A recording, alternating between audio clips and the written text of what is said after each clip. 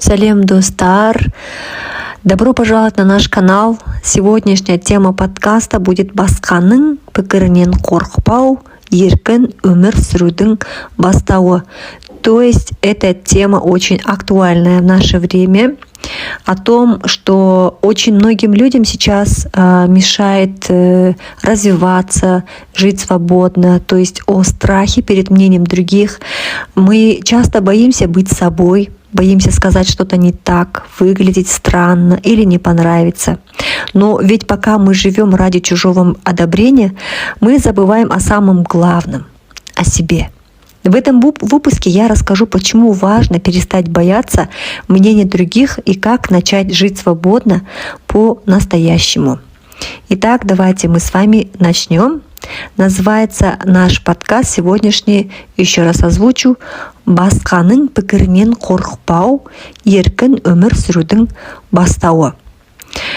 Бүгін бұл өте маңызды тақырыптардың бірі. Бүгінгі таңда адамдар не ойлайды, ұят болып қалмай ма, бәрі күледі ғой деген ой бәрімізді мазалайды.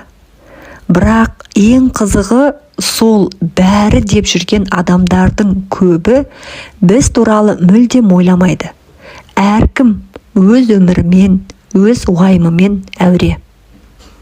Бірінші негізгі бөлімде менің айтпағым, неге біз қорқамыз?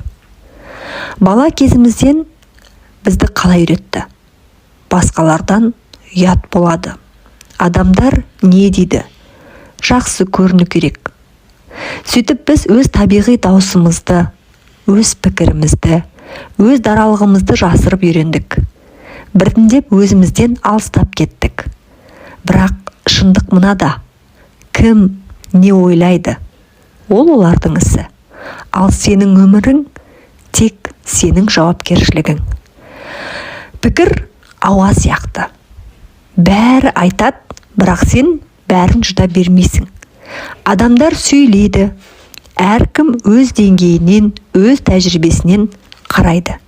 Біреу сынайды, біреу қызғанады, біреу түсінбейді.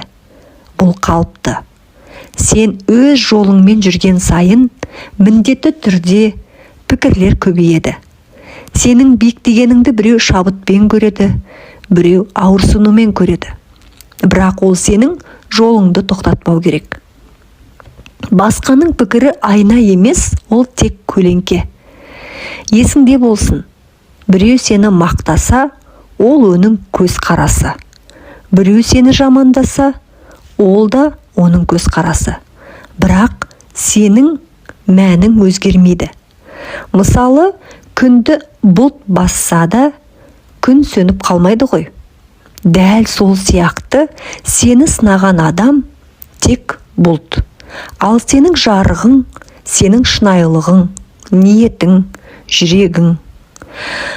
Басқаның пікірінен қорыққан адамның пікірлері, ол барлығына ұнауға тырысады. Жоқ деп айта алмайды. Өз пікірін айтуға ұялады. Өзін өзгелермен жиі салыстырады. Тұрақсыз көңіл күй, күмән көп. Бұл өз менінен ажыраған адамның көрінісі. Қалай қорықпауға болады деген сұраққа жауап беретін болсақ, мына қарапайым қадамдарды ұстанып көр. Біріншіден, өзіңе сұрақ қой. Мен мұны шынымен қалаймын ба? Әлде ұят болмасын деп істеп жүрмін бе? Екінші, өзіңе рұқсат бер. Қателесуге, өзгеше болуға, өзгелерге ұнамауға.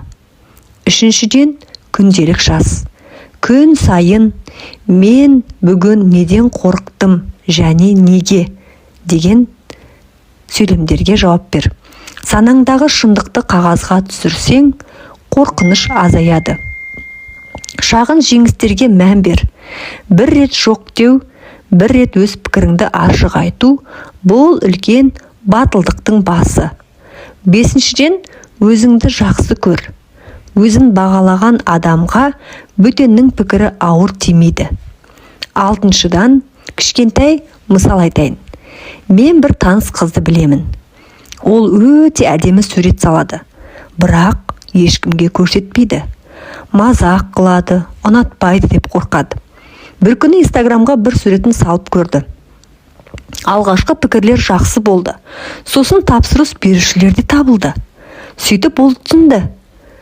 Бұрын мен өз қорқынышыммен өзімді ұстап тұрған екенмін деген пікірге келді. Жетіншіден, есіңде болсын. Өміріңнің соңында сенің ісіңді бағалайтын адамдар емес, сенің жүрегің. Ал ол сені шынайы болғаның үшін ғана тыныштала алады. Қорытындылайтын болсақ, басқаның пікірінен қорықпау бұл бір күндік жұмыс емес. Бұл өзіңді тану жолы. Сен кімсің? Не қалайсың? Неге сенесің? Осыны білген адам үшін сыртқы пікірлердің дауысы бәсеңдей бастайды. Өмір сахна емес, өмір жол. Бұл жолда сенің ең үлкен қарсыласың өз қорқынышың. Одан өткен адам ғана шын еркін. Сондықтан бүгін өзіңе бір уәде бер. Мен енді басқаның пікірінен қорықпаймын. Мен өз өмірімнің авторымын.